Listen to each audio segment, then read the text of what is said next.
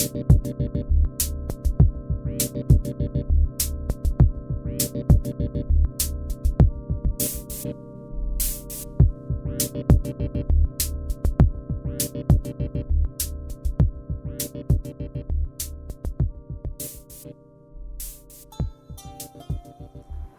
I'm Chef Joe Murphy, co-host of this new series of shows that's produced through the Chef's Table Foundation, and the name of this show is Vegetarian Spice.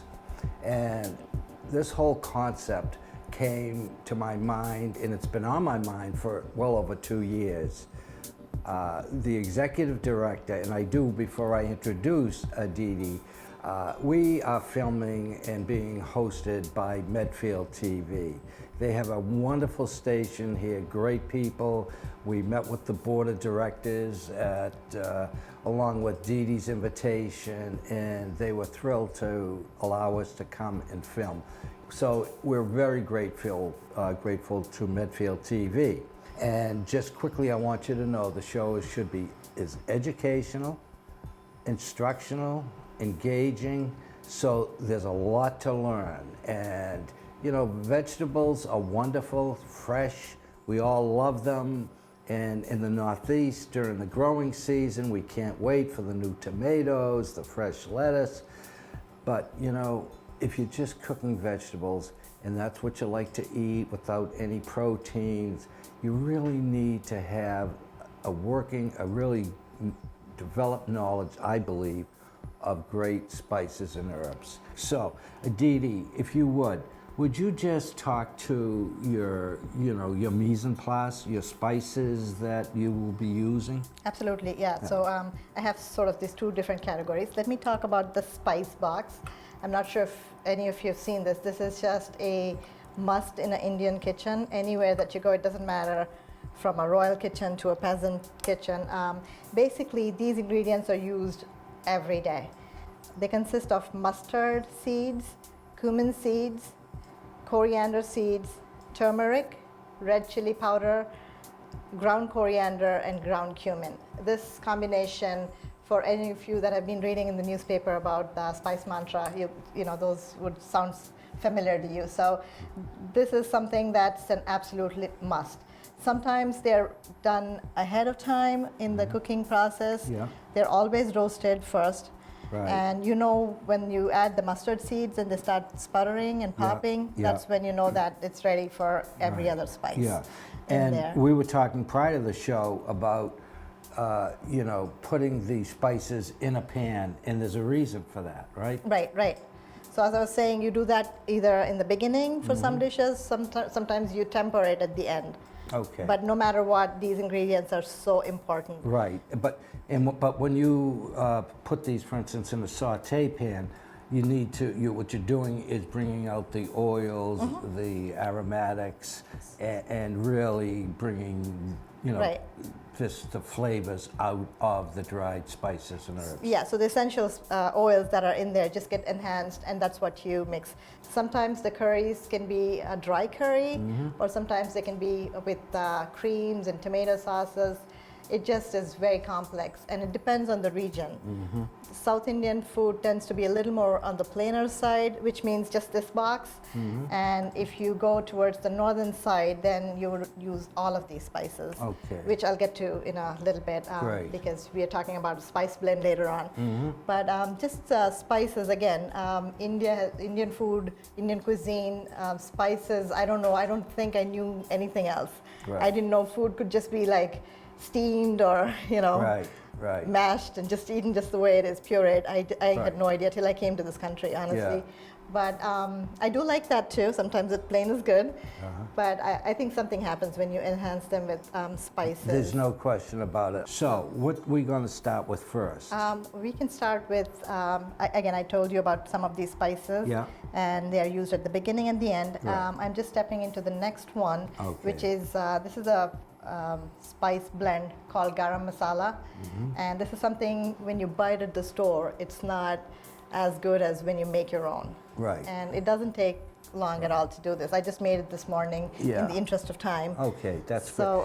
But I do have a question. If somebody is confused about putting the masala garam together. Can they come to your house? They can come to my house anytime, great. absolutely. Sounds Yeah. great. Yeah. So the basic ingredients, these are all heating spices in here.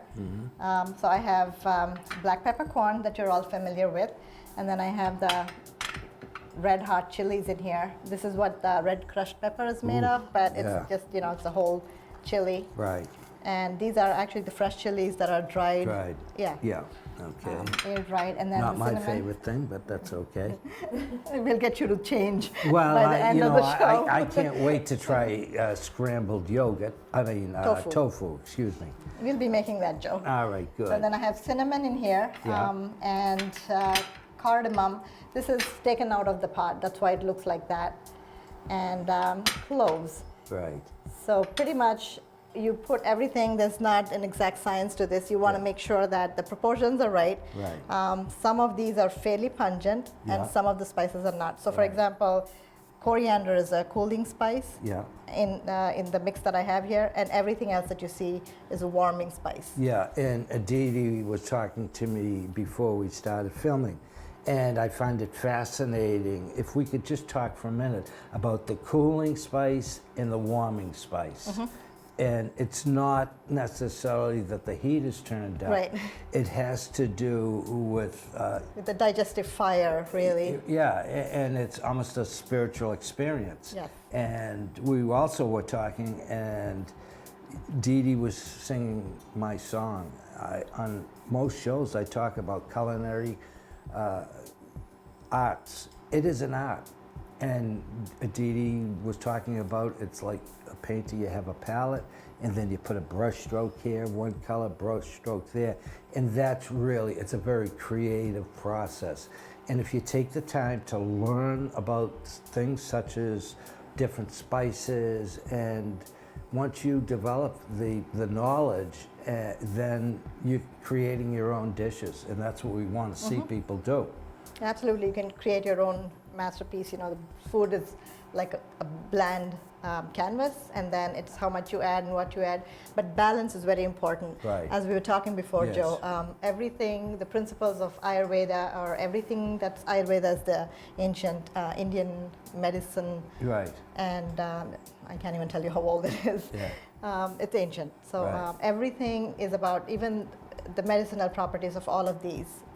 It's a balance. Everything is utilized in that way. Right. So the principle is you take the 5 elements on the outside, right. and when that's in balance, everything is harmony, and that's what you want to try to do on the inside Right. of you. So that's where all of the balance comes in. Let's. All right. So basically, it's you have the recipe in there, but it's basically the garam masala is a mixture of coriander, which is a cooling spice, if you remember what I said. So it's about 3 tablespoons of that, and I'm not measuring anything. And 2 tablespoons of the cumin, if I can get this out. And a few peppercorns.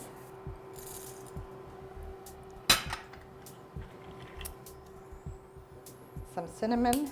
This is giving me a hard time. Let me see if I can use another one. Now, while you're doing that, once you heat that up and you bring out all the oils, Yeah. then you let it cool and put it through a food. Either a spice mill or a clean coffee grinder. Okay. And just get it to this, Consistency, yeah, consistency. yeah. And And- if you just smell that, yeah. Joe, This, later it on really we can ask. smells great, and with that cinnamon, it really balances out some of the aromas that Yeah. I don't like, but that's okay. But you learn to like it, Joe. Oh, hey, listen. She's been telling me this for 3 weeks. You're gonna like it. And I said, yes. So it has to be toasted on low heat. It takes about a few minutes, and then once it starts getting a light golden brown, and in the interest of time, we're not going to do that. You cool it and grind it, just And like Joe cool said. and grind And this is what you end up with. Excellent. That's delicious. And that's a base, This is the base for a lo- curries, a lot of dishes. rice pilafs, relishes. Wow, Yeah, you can use it great. for different things. You don't want to use that in a Right. dessert, though. Right. So that's for the spices we're done. Right. There's another thing that we were doing about the ghee, The ghee. remember? So I'm just going to turn And this. I just turned this on, I think. Yeah. And Why don't you just talk, well, this is melting, if you don't mind, about the use of ghee, the best storage. I know that growing up in Indian culture, that it's okay to store this on the shelf. Yes.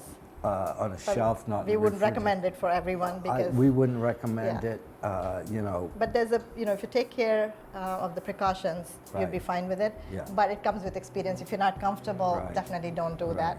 So you want to use unsalted butter, and I Right. have 4 sticks of butter, which is Right. a pound of butter. Right. And it's unsalted. Organic is better. Right. If it's churned, it's even more better. So ghee essentially is clarified butter, and when it's done, all of the liquid Cooked is off. evaporated. Right. And so and then the milk solids just settle on the bottom. Right. And those solids are the fats. Yes. So you And get that out. You don't right. use that. So basically, once that's done, you strain it out either with a tea stainer, or you can use layers of cheesecloth. Right. And what you're trying to do is get any residual milk solids, I'm guessing, Yes. by straining. Yes. Yeah. And then that's what you end up with at the end. A ghee. So yes, you can just show that. Yeah. Yeah, and you know, unsalted is important, and in any professional kitchen, you're not going to find table salt, and you're not going to find salted butter. So I always say in the show, switch over to a kosher salt, a sea salt, a Himalayan pink salt. Why? The crystals are larger, they're easy to control for seasoning purposes, and also if you took a cup of table salt and a cup of the larger crystal salt, by volume, they're both a cup, but by weight, it's much lighter with the larger crystal salt. So you're not going to have as much sodium intake, and I guarantee you that the kosher salts, sea salts are becoming really big from all over the world now, but you're going to be ingesting less sodium as well. But you're not going to miss any of to me, it's really great for the, a flavor profile. Yeah, and I think adding spices to your food also, then the sodium intake is less because you're Right. adding flavor. You don't need as Yeah. much salt. Okay, So that's right. something important to remember. Right, right. So once the water is cooked off, right, then we'll hear the crackling. Yeah, you can hear it if you listen. Oh, yes. You can hear, so it foams up and you hear the crackling. And it takes about, depending on the temperature that you're using, you want to do it on low because you don't want Yeah, it to burn. right. And so it takes about 15 to 18 minutes, Okay. depending on what temperature you're using. Yeah, and I do want to mention one other aspect of a ghee. You know, if you want to saute something and you want to use an oil, this will replace an oil. And one of the good things about it is it has a much higher smoke point as opposed to an olive oil. Of course, a canola oil, it's flavor neutral, and that's also great for, if you're frying Right. anything. But And it's safe to do Yeah. that when it's a high smoke point like that. Right. And, when I was in culinary school, it was the first time I had seen a ghee. This is going back quite a while, but it's an and I never do a ghee, but I think like scrambled tofu, I'm going to learn to like it. Right. So as this is melting, I just want to, because this segment has to come to a close, I can see this foaming up.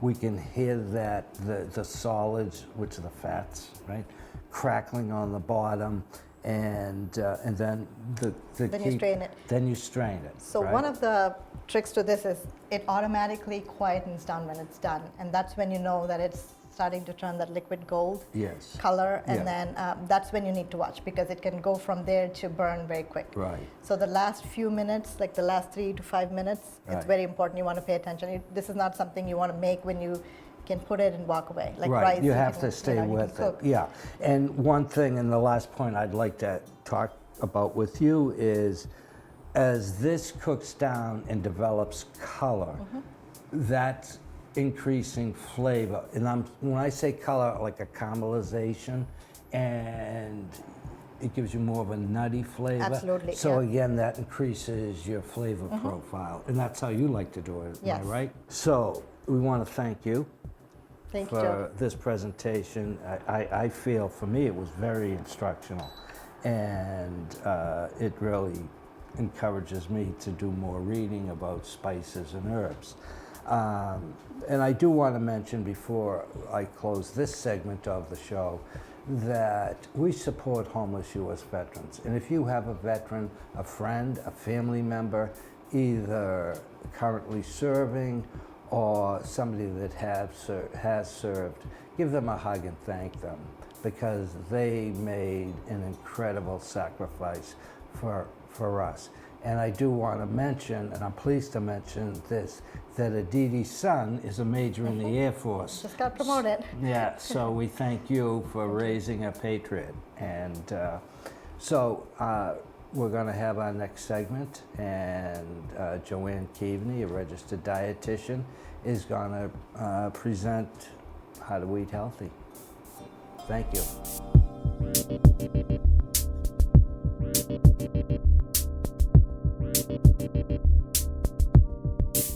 Welcome back. I'm Joanne Keaveney, chef and dietitian. What a crazy combo, I know, don't ask. What I wanted to do is just really briefly go over the health benefits, and it's so terrific that you're doing spices today, because so many spices that we're getting used to. I grew up, I can relate, Joe talked about an Irish family, so we had salt and we had pepper. That was it. Fridays was fish. But Indian cooking, Indian cuisine, it's really an art, and there is a spirituality involved. It's very deep, and I think it's just terrific that you're all here to learn more about it and how we can expand our knowledge. So one of the things I want to talk about that's a main staple is turmeric. Turmeric is a root, it's a cousin of ginger, but turmeric is so amazing. The yellow color that you get in turmeric is from curcumin in the turmeric. And what's so interesting, you can buy it as a root. It's a tropical plant and usually grown in tropical, subtropical climates. And the thing with turmeric is if you buy it fresh, you have to be careful because it can stain your hands. You can take a little bit in like a cheese grater, and you can shred a little bit in your recipes or rice. A lot of people put it in their shakes. But the thing with turmeric that's really important to know is you just need a little bit amount, ideally per day. It's an anti-inflammatory herb. That's its claim to fame. And there's something called ORAC, O-R-A-C. You can Google that, good old Google. And ORAC gives a value of the antioxidant properties. And antioxidants and polyphenols, a lot of times we hear about vitamins and we hear about minerals, but there's something else called antioxidants that supposedly can help if a cancer cell were to invade. It will help strengthen your immune system. Now, I want to be crystal clear. I'm not saying turmeric prevents cancer. What I'm saying is, how do people get all diseases is an inflammatory response. Turmeric is one of the top antioxidants in the world for anti-inflammatory. So the research is there's certain things that have an anti-inflammatory effect, vitamin D being one and turmeric being the other. But on that ORAC value scale, turmeric is at the top. So I would encourage you to, if you can't get fresh turmeric, because a lot of times when you go to the supermarket, that has been on a plane or a train, refrigerated 6 months or 3 months ago, and a lot of times by the time it gets to the supermarket, it starts to lose a little bit of its antioxidant value. So make sure you buy organic. I really believe in organic. The other spice that I wanted to talk about briefly before we wrap up is cinnamon, and cinnamon is amazing, and I'm so happy that you have fresh cinnamon. I used to live in the Caribbean and we have plenty of that. It comes from a tree and it's the bark. And with cinnamon, its claim to fame is that it helps control blood glucose levels. A lot of diabetics will add cinnamon to their diet and they'll have better blood sugar control. However, more isn't always better. The guidelines for cinnamon is 1 teaspoon per day. It's very important to make sure you just have 1 teaspoon a day. A friend of mine had the McCormick in his house and he was going through a bottle per week. I said, oh my God, and the problem is too much cinnamon can ruin liver function. So just make sure you only have 1 teaspoon per day. So cinnamon is terrific. I would put that in my oatmeal in the morning with walnuts to help with the cholesterol. I would use it, of course, on this gorgeous Indian cooking show that we have today, the Spice Mantra, and I put it in my protein shakes. You can do an organic, vegan protein, like hemp protein, for example, almond milk, ice, vanilla extract, cinnamon, and you can even put a shot of espresso. So anyhow, I'm really glad to be here, and I just want to say encourage the use of spices. Break out of the box, break out of the shell, and try to be inventive and use all different kinds of spices, and you'll be healthier for it.